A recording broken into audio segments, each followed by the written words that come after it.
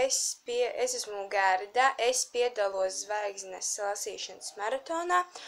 Un par cik es esmu ļoti daudz rakstījusi, zīmējusi, man mamma ieteica arī uztaisīt kādu video. Tāpēc es nedaudz pastāstīšu par šo jauno Džefa Kinija grāmatu, Grega dienas grāmatu Vecā skola.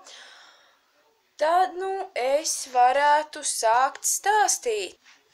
Šī grāmata ir ļoti interesanta, bet, ja es varu teikt godīgi, man vismīļākā grāmata bija 4. daļa Suņu dienas. Šī grāmata ir arī ļoti interesanta. Stāsts ir par to, kā Gregs aizbrauc uz nometni pilnīgi bez nekādām mantām. Viņš ir nesaprot, kāpēc visi ar tik lielām somām ir ieradušies, bet izrādās, ka nometnē visām gultasveļai un visām higienas precēm bija jābūt līdzi.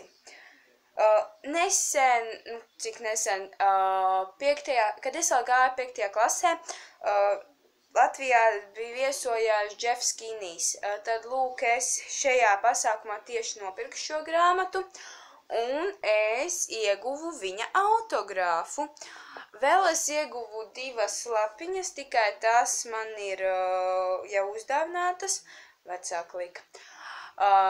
Un jā, tāpēc tiešām iesaku jau izlasīt šo grāmatu.